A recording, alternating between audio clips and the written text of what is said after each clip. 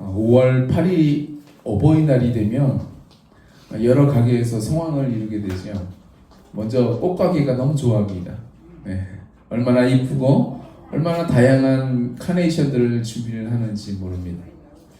요즘에는 물가도 올라가지고요. 가격 물어봤더니만 요 앞에 팔더라고요. 그래서 물어보니까 가슴에 꽂는 조그만 꽃사지, 요 꽃사지 하나, 여기에 꽃 하나 들어가 있는 거, 꽃사지 하나가 얼마인지 아세요? 5,000원입니다. 꽃사지 하나가. 네. 그리고 화분처럼 생긴 모양, 조금 싸게 보이는 거 뭐 물어보니까요, 싸게 보이는 거예요. 비싼 거 아닙니다. 싸게 보이는 거 물어보니까 2만 원 달라고 합니다. 부모님께 작은 카네이션 하나 드리려고 해도 얼마나 큰 대가지불을 해야 되는지 모릅니다. 또 어버이날이 되면 식당들도 참 좋아해요.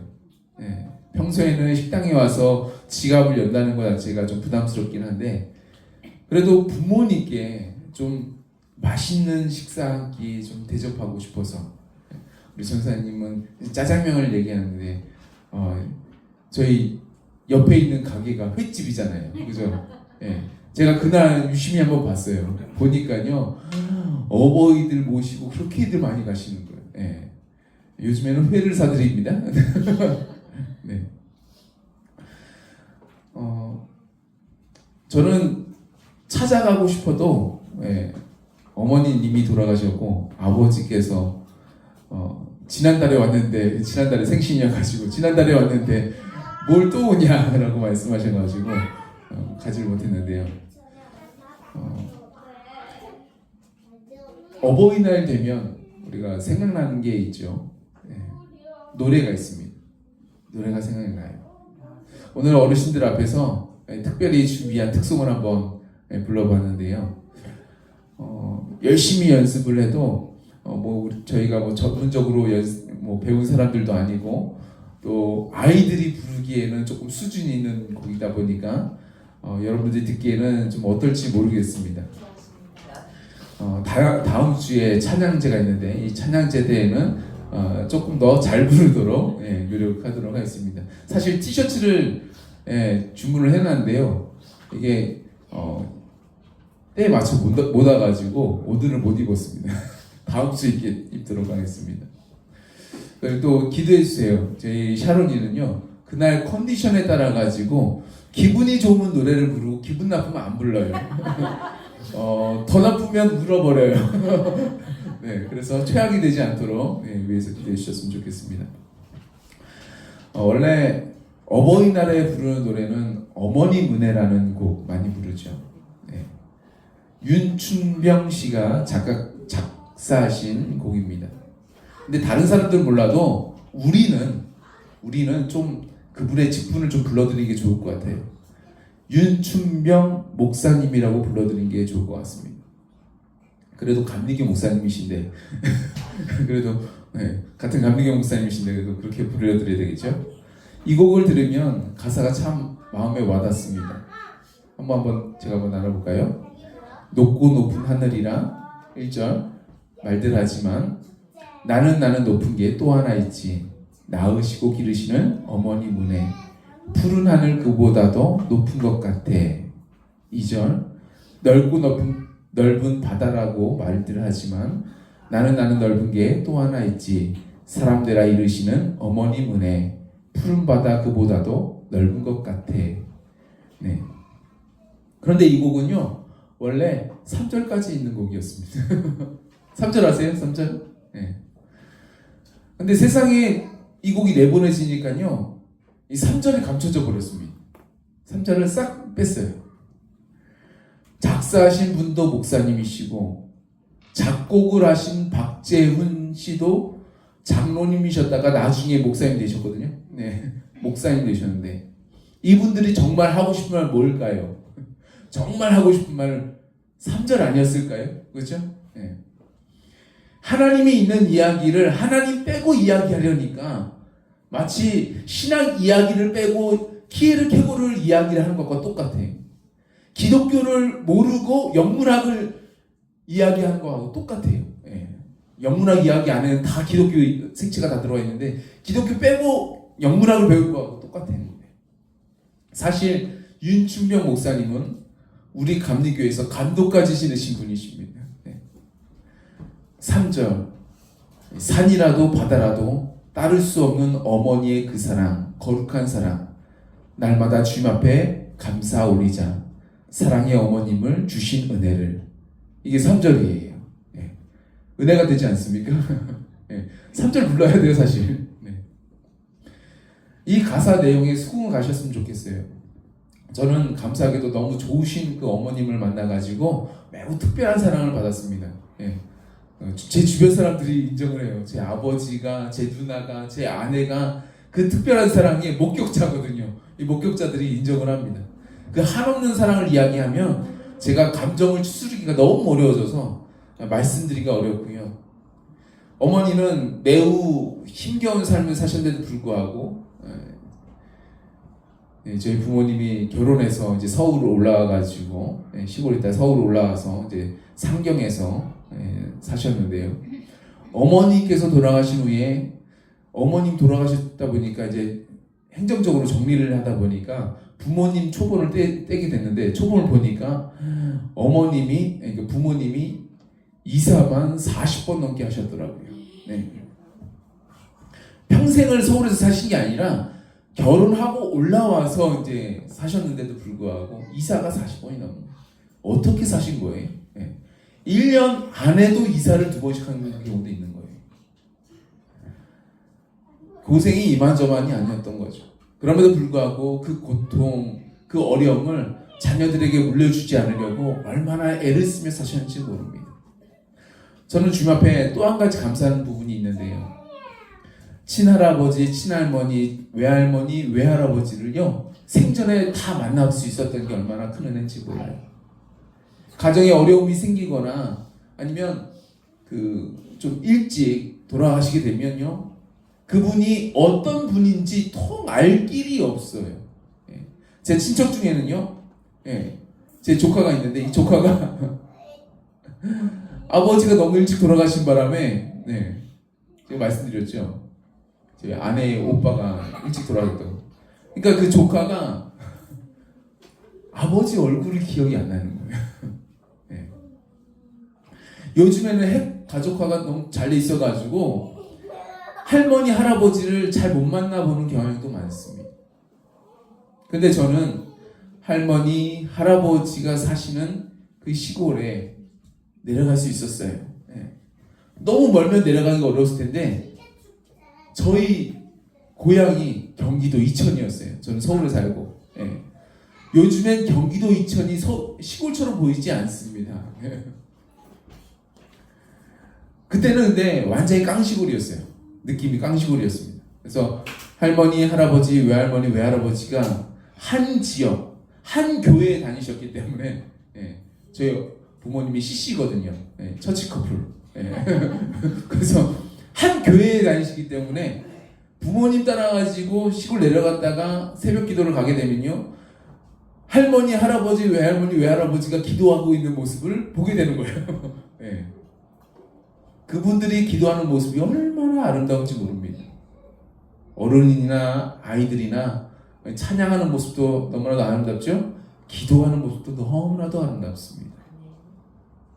저를 사랑해 주신 할아버지가 계셨고 할머니가 계셨고 외할아버지가 계셨고 외할머니가 계셨다는 사실, 아버지가 계시고 어머니가 계셨다는 사실이 우리에게 얼마나 감사한지.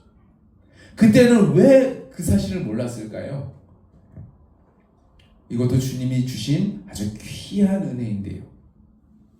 그것도 모르고 그 당시에는 아니 우리 집은 왜 그렇게 가난하냐고, 왜 우리 가족들은 나에게 장난감 하나 선물해 주지 않냐고. 진짜 장난감 받으려고 정말 울며불며 때를 불었습니다.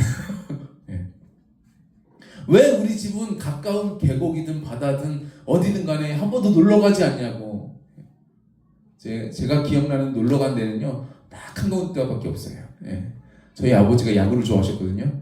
잠실 야구장 2번인가 간 게 전부였어요. 계곡조차 한 번도 가본 적이 없습니다. 다 놀러 간 거는 교회에서 간 거였어요. 그렇게 철딱선이 없던 말을 했던 제 자신이 이제 돌이켜보니까요, 얼마나 부끄러운지. 지금 돌아보니까요, 그냥 그분들이 살아만 계셔도 은혜였던 것 같아요. 저는 어머니가 계실 때는 정말 몰랐어요. 어머니가 돌아가시니까요, 대체 불가라는 말이 뭔 말인지 이제는 알 것 같아요. 대체 불가.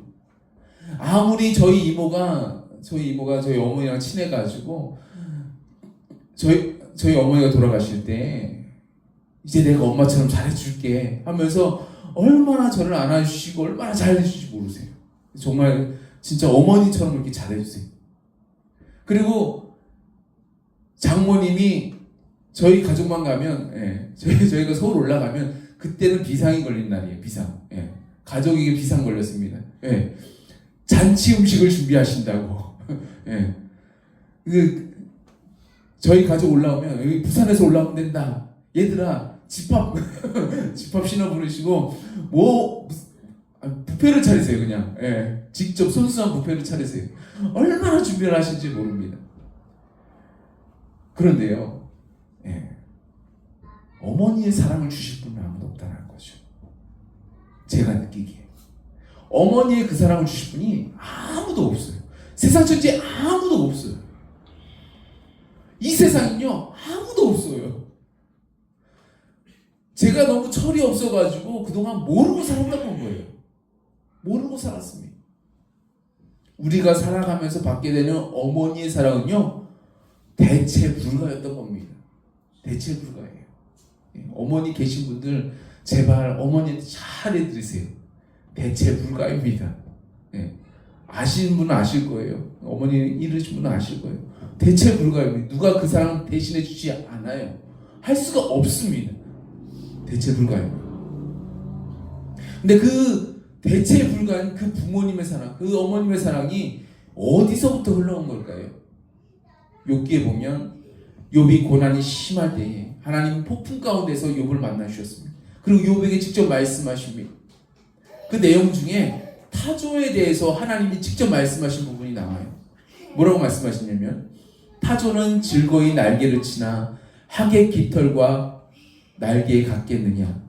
그것이 알을 땅에 버려두어 흙에서 더워지게 하고 발에 깨어질 것이나 들짐승에게 밟힐 것을 생각하지 아니하고 그 새끼에게 모질게 대함이 제 새끼가 아닌 것처럼 하며 그 고생한 것이 헛되게 될지라도 두려워하지 아니하나니 이는 하나님이 지혜를 베풀지 아니하셨고 총명을 주지 아니함이라. 그러나 그것이 몸을 떨쳐 뛰어갈 때에는 말과 그 위에 탄 자를 우습게 여기느니라. 이 말씀이 나옵니다. 하나님이 타조를 말씀하시면서 그 새끼에게 모질게 대하는 것은 하나님이 그에게 지혜를 주지 아니었다고, 총명을 주지 아니하셨기 때문이라고 말씀하고 계세요. 다시 말해서 자녀를 위해 자신의 온몸을 내어주는 곤충이나 물고기, 온갖 동물과 생물들처럼 자식을 마치 자신의 몸처럼 사랑하는 것은 하나님이 지혜와 총명을 부어주셨기 때문이라는 거죠. 요한일서의 저자 요한은 우리에게 이렇게 말해주고 있습니다. 사랑하는 자들아, 우리가 서로 사랑하자. 사랑은 하나님께 속한 것이니 사랑하는 자마다 하나님으로부터 나서 하나님을 알고 사랑하지 아니한 자는 하나님을 알지 못하나니 이는 하나님은 사랑이심이라. 아멘. 하나님은 사랑이시기에 우리가 살면서 받게 되는 그 어머니의 사랑, 아버지의 사랑, 가족 친지들의 사랑도 하나님이 부으신 것이죠. 하나님이 부으셨습니다. 그 사랑만 받아봐도 얼마나 우리 마음에 가슴이 저리고 얼마나 우리 가운데 감격스러운지 모릅니다. 그런데 그 부모님의 사랑을 그 원천으로 거슬러 올라가면 하나님 아버지, 우리 주님이 주신 것이고요. 주님이 정말 사랑이라는 사실을 우리가 알게 된다는 거죠. 세상에서는 이 사랑을 절대 줄 수가 없거든요. 세상의 세계는 약육강식의 세계입니다. 무한 경쟁 사회이고요. 철저하게 능력에 따라, 철저하게 필요에 따라 직원들이 들어오기도 하고 도태되기도 하는 그런 사회입니다. 중국에 한번 가보세요. 요즘 중국에 난리가 났습니다. 그렇게 사람도 많고 돈도 많고 떵떵거리다가 지금은 실업자가 넘쳐나고 있습니다. 그래서 수치를 아예 그 실업 수치를 아예 바꿔버렸어요. 숨겨버렸어요. 근데 예전에 그 베이징 대학의 한 교수가 공개를 해버렸어요. 실업자 수가 47% 될 거라고. 근데 그게 몇 년 전 얘기예요. 지금은요. 지금 트럼프가 이렇게 공격을 하고 있는데 어떻게 됐겠어요? 실업자가 넘쳐납니다 지금. 그 직장 세계에서 살아남으면요, 제가 영상을 봤는데 정말 별짓 다 해야 되더라고요. 그 세계에서 살아남으려면 목표를 이루지 못하면요, 남자 여자 할 것 없이 기어다녀야 돼요. 온 회사를 기어다녀야 돼요. 목표 이루지 못하면 사람 취급을 못 받아요. 비참하게 됩니다. 이게 돈이 지배하고 권력이 지배하는 세상인 것입니다. 반대로요, 하나님의 사랑이 임한 곳은 어떨까요? 하나님의 사랑이 이 땅에 오신 우리 예수님은 이렇게 말씀하셨습니다. 오늘 말씀이죠. 상한 갈 때도 꺾지 아니하며 꺼져가는 심지를 끄지 아니하기를 심판하여 이길 때까지 하랬니. 또한 이방들이 그 이름을 바라리라. 그때에 귀신 들려 눈 멀고 벙어리 된 자를 데리고 왔거늘 예수께서 고쳐주심에 그 벙어리가 말하며 보게 된지라. 여기서 이 상한 갈대를 왜 꺾어야 될까요? 지난번에 한번 말씀드렸죠. 그곳에 자라는 갈대가 우리나라에서 자라는 이 연약한 갈대하고는 다릅니다. 이 화면 생태공원이나 황산공원 같은데 그런 데서 자라는 갈대하고 달라요. 잘 꺾이는 갈대가 아니에요. 속은 다 비어있죠. 근데 이렇게 얇은 가지를 쭉 자라는 갈대가 아니에요. 거긴요, 마치 속이 빈 얇은 대나무 같이 속은 비었는데 겉은 딱딱한 갈대예요. 나무와 같아요. 근데 그 갈대가 상하면요, 갈대가 날카롭게 돼가지고 지나가는 사람들의 발이나 손을 다치게 만들 수가 있는 것입니다. 쉽게 말해서 얇은 죽창이 돼버리는 거예요. 그래서 사람들은 다른 사람들이 지나가면서 이 갈대로 인하여서 다치지 않게 하려고 그 갈대를 보는 사람이 완전히 꺾어버립니다. 꺾어버려요. 누군가 다치면 안 되니까 꺾어버립니다. 그런데 우리 예수님은 우리가 보기에는 위험하게 보이고 우리가 보기에는 쓸모없어 보이는, 그래서 아무 필요가 없고 아무 쓸모가 없기 때문에 꺼져가는 심지를 꺼버리고 상한 갈대를 꺾어버리는 것처럼 그것들이 회복 불가능하다고 여겨져서 완전히 배제하고 완전히 제거를 하는데 우리 주님은 그렇게 하지 않으신다라는 거죠. 그래서 주님은 이 말씀을 확증시키기 위해 다음 말씀을 이어서 말씀하십니다. 제가 다음 말씀을 읽어드렸어요. 그때에, 언제인가요? 예수님께서 바리새인들을 피해서 떠나가실 때죠. 그때에 많은 사람들이 예수님을 따르게 됩니다. 예수님을 따라오는 사람들의 그 질병을 고쳐주셨죠. 오늘 본 말씀은 이러한 상황 중에 저자가 이사야 말씀을 중간에 딱 첨부를 한 말씀이에요.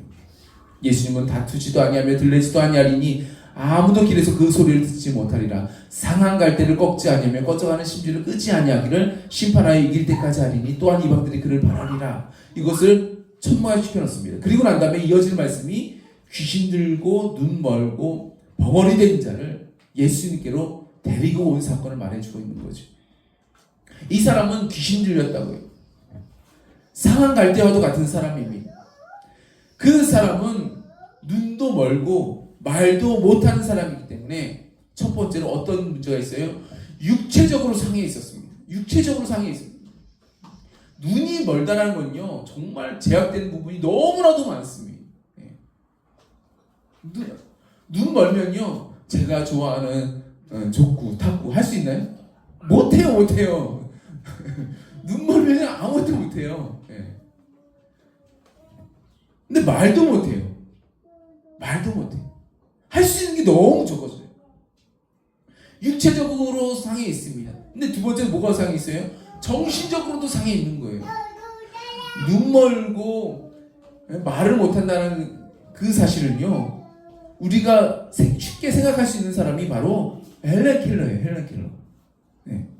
헬렌 켈러가 눈 멀고 귀가 들리지 않고 말도 못했어요.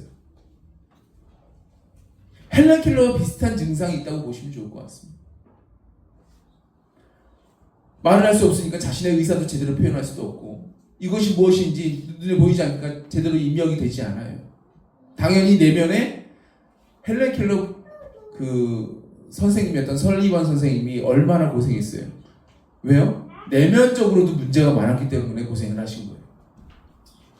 뭐 깨뜨리고 던져버리고 화내고 분노가 나고 내면에도 정신적인 장애가 무시 못하게 많다라는 겁니다.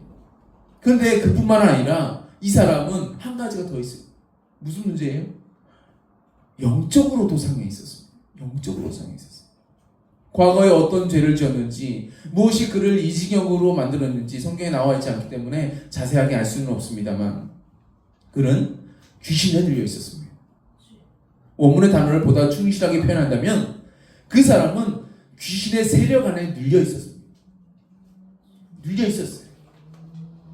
영적으로 귀신에 사로잡혀 있는 상태는 귀신이 가끔씩 들어와서 침범하는 상태, 공격하면 침범하거든요. 막 침범하는 상태나 귀신에게 가끔씩 사로잡히는 상태하고는 조금 달라요.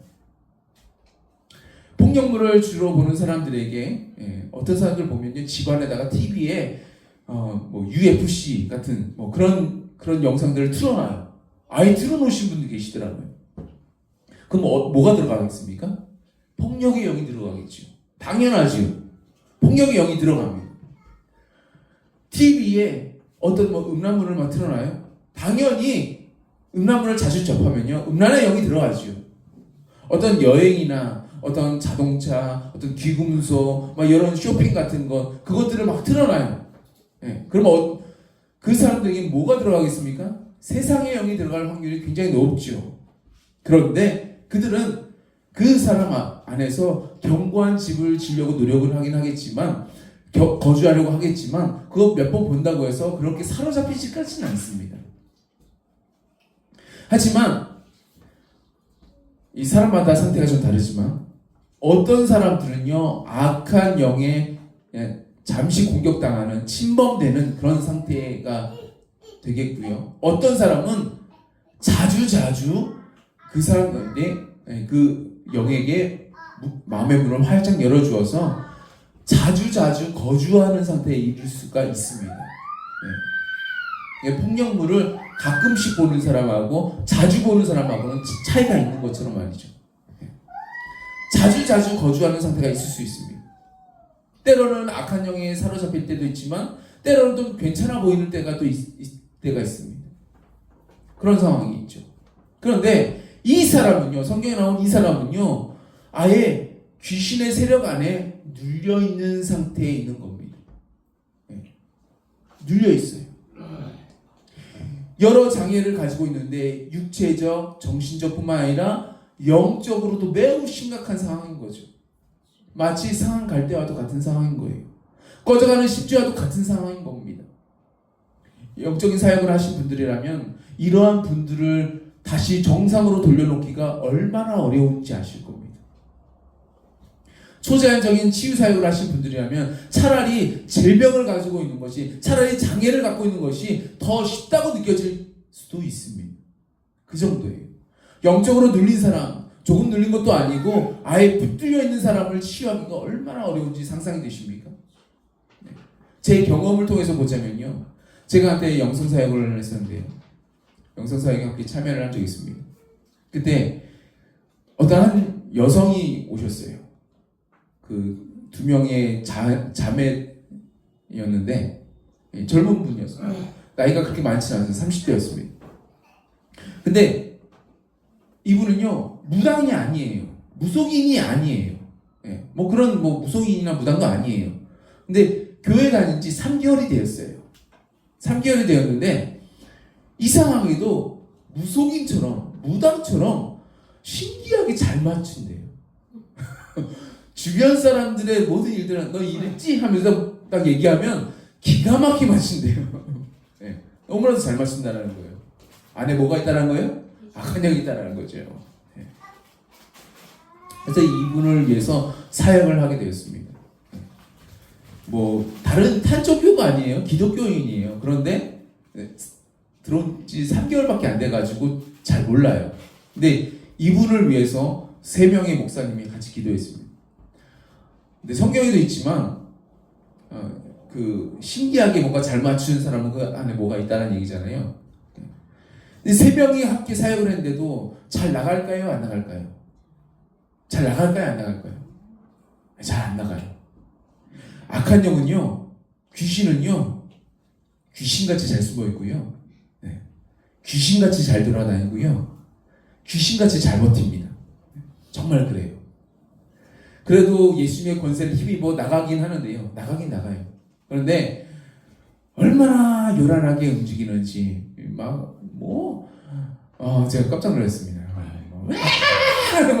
여성인데 정말 예쁘장하고 사회에서는 뭐 카페를 차릴 정도로 그래도 좀 다소곳한 그런 여성인데 나갈 때는요 와 그런 거 없어요. 예.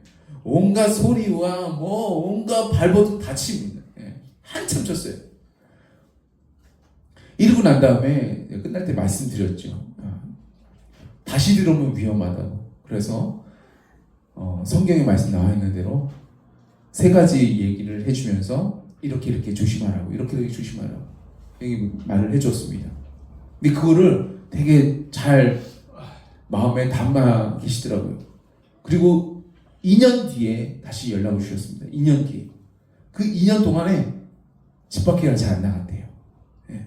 요거 지켜내려고. 예. 사람도 잘 안 만나고, 예. 말씀 기도 생활하면서 다른 거 잘 안 하고 이렇게 2년 동안 이렇게 살았다고 합니다. 2년 뒤에 완전히 성령의 사람으로 변화가 되어가지고요. 성령의 인도하심을 받았다고 하면서 저희 그때 서울에서 개척할 때인데 서울에 그 교회에 찾아와가지고 그때 정말 감사했다고 하면서 수백만 원을 헌금하고 가시더라고요. 돈이 많은 사람이 아니었습니다. 그런데 수백만 원을 헌금하고 가시더라고요. 귀신을 쫓아내는 영성사역이 쉬워 보이죠? 쉽지 않아요. 이렇게나 어려워요. 그런데 그래서 영성사역을 해본 제가 말씀드리는 건데요. 제발 병 걸리고 난 다음에 후회하지 마시고요. 예방이 최고의 약입니다. 예방이 최고예요. 예방. 예.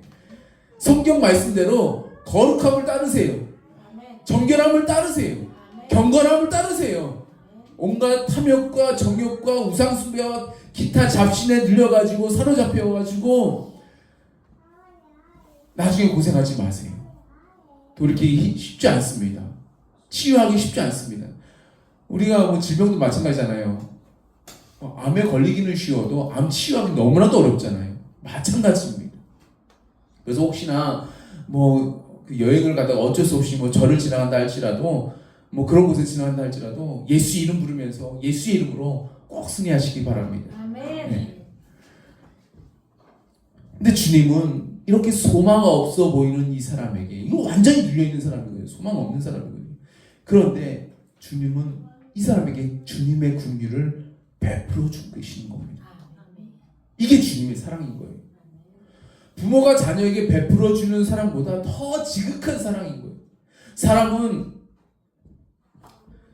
아내나 아내가 뭐 이제 장애를 가진 아이를 뵙게 되면 어떻게 생각을 해요? 장애 아이를 키우는 일이 얼마나 힘들어요. 그러니까 장애 아이를 키우기보다는 차라리 자녀를 포기하는 쪽이 낫지 않을까? 이렇게 생각하고 선택하기도 하잖아요.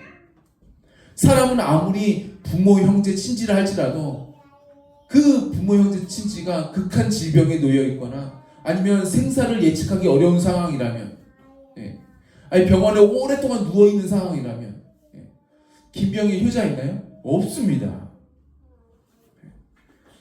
얼마간 버티겠죠. 버티다가 도저히 못 버티고 그냥 포기해 버립니다. 그냥 부모님이 살아생전에 그래도 나 병원에 오래 살기 싫다라고 미리 말씀하셨어. 그래.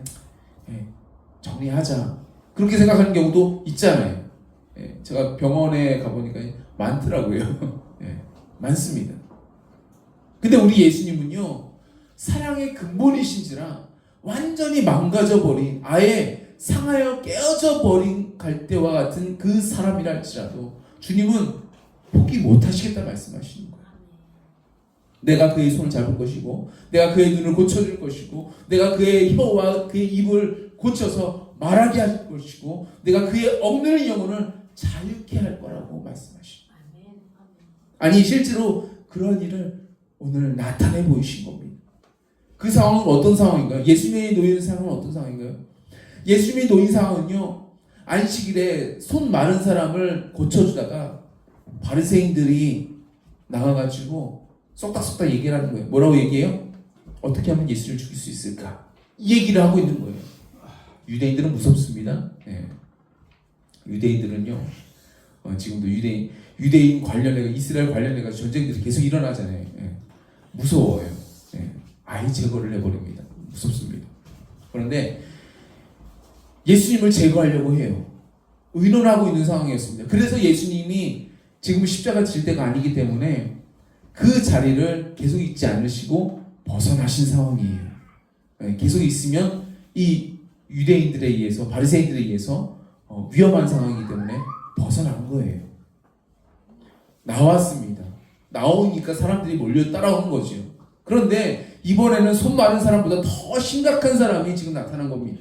이번에도 예수님께서 기적을 일으켜 주셔가지고 이 사람을 치료하게 된다면 바리새인들이 다 듣게 되고 다 알게 되고 다 소문내게 되고 결국에 자신을 더 헤아려 들 줄 알고 계신 상황인 거예요. 왜 모르시겠습니까? 알고 계시던 상황이에요.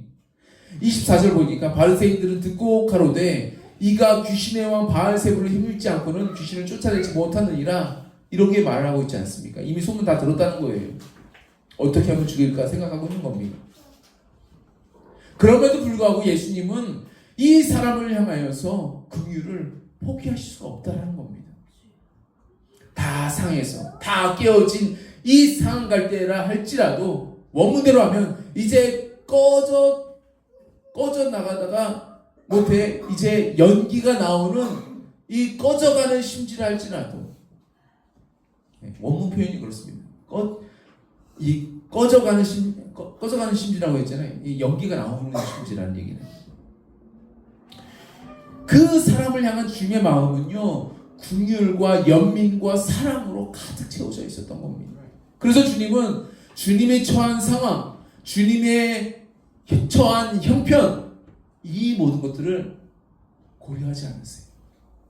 고려하지 않으세요. 그를 치료하기로 결정하시고 고쳐주기로 결정하십니다. 예수님이야말로 사랑 그 자체의 것입니다. 이 사랑을 고쳐주시면서 우리에게 들려주시는 음성이 이렇습니다.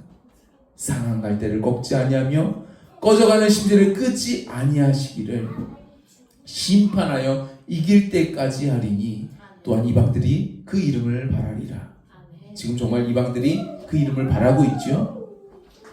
예수님이 이렇게 육체적으로나 정신적으로나 영적으로 무너져서 회복이 불가능해 보이는 이 사람조차도 살리시고 고쳐주셨는데, 주님이 보여주신 본보기라고 할 수 있죠. 근데 이러한 일을 주님은 딱 한 번만 하겠다 말씀하신 게 아니에요.